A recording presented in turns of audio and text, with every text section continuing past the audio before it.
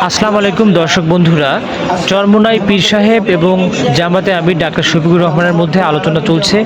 এর মাধ্যমে ইসলামিক দলগুলো ঐক্য হওয়ার সম্ভাবনা রয়েছে। দেখুন বিস্তারিত। আল্লাহ যেন আমাদেরকে ভালো কাজ করার তৌফিক দান করে। সবাই একাত্রিত আজকে বাংলাদেশটা 53 বছর স্বাধীনতা শেষ হয় 54 বছরে পড়েছে। কিন্তু আসলে মূলত যাদের মাধ্যমে দেশ চলেছিল, আসলে এদের মাধ্যমে আমাদের জাতির যে প্রত্যাশা ছিল, যে আশা ছিল, সে আশা কিন্তু বাস্তবায়িত হয়।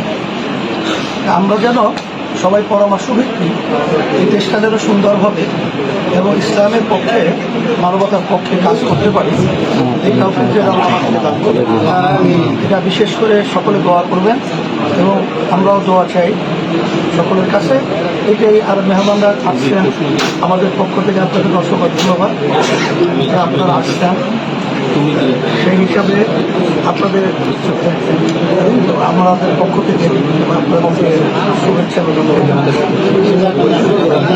আস্তে আস্তে কথা বলা যাবে। আপনাদের সামনে বক্তব্য রাখবেন জামাত ইসলামের সম্মানিত আমির বিশিষ্ট চিকিৎসক জনাব ডাক্তার শফিকুর রহমান সাহেব।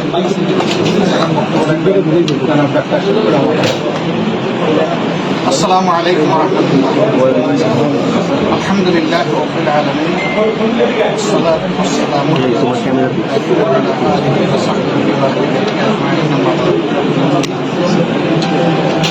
এবং শ্রদ্ধেয় পেশার চরমোনাই ইসলামী আন্দোলন বাংলাদেশের সম্মানিত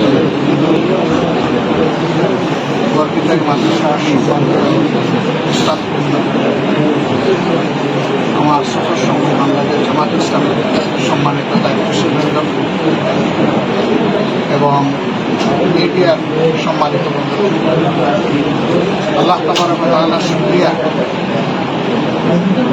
শুধু মহান আল্লাহর সন্তুষ্টির আশায় আমাদের এখানে আসা এবং একত্রিত হওয়া।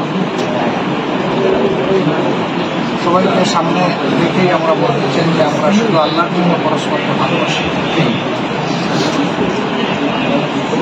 আমাদের এই ভালোবাসা আল্লাহ যেন কবুল করে।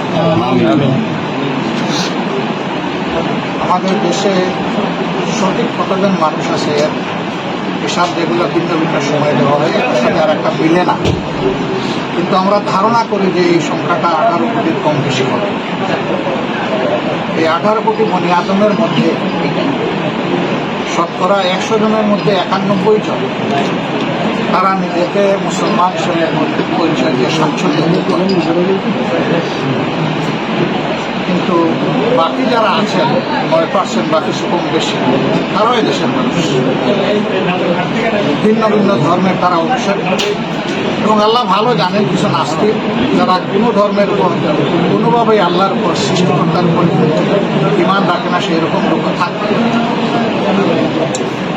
কিন্তু সব মিলেই আমাদের প্রিয় বাংলাদেশ। মাধ্যমে এটা পরিষ্কার হচ্ছে যে মুসলমানরা, বাংলাদেশে যে ইসলামিক দল রয়েছে, এই দলগুলো আবার এক হতে যাচ্ছে।